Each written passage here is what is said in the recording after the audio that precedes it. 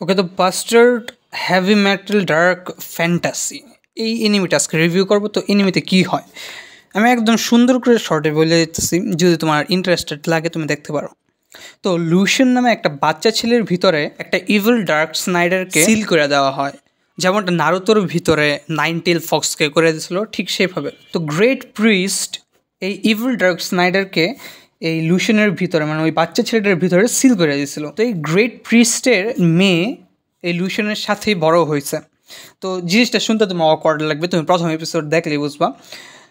তো বলছে যদি আমাদের কিংডম কোনো বিপদের মুখে পড়ে যে আর বাঁচা সম্ভবই না, তখন লুশিয়ানকে একটা কিস দেওয়ার মাধ্যমে তার ভিতরে থাকা ইভিল ডার্ক স্নাইডারকে বের করতে পারবে, মানে ওই সিলটা ভাঙতে পারবে, এবং ওইটা একটা ভার্জিনের কিস লাগবে। মানে শুনে নাকি অদ্ভুত লাগতেছে, তুমি দেখো প্রথম এপিসোড তাহলে বুঝবা। তারপরে সেই দিনটা আইসেই পড়ছে যেদিন কিংডমের মধ্যে আসলে অনেক বড় বিপদ আসছে এবং বাঁচা সম্ভবই না, আর অন্য কোনো পথ নাই। তো অন্য কোনো পথ না দেখা লুশিয়ানের ভিতরের ডার্ক স্নাইডারকে বার করা হইলো, মানে সিলটা ভাঙা। এবং তারপর কি কি হয়েছে তুমি দেখলেই বুঝবা। এবং এটার নাম যেরকম ব্যাস্টার্ড, এই ইভিল ডার্ক স্নাইডারটা একটা ব্যাস্টার্ড। ব্যাস্টার্ড মানে কি? খারাপ লোক।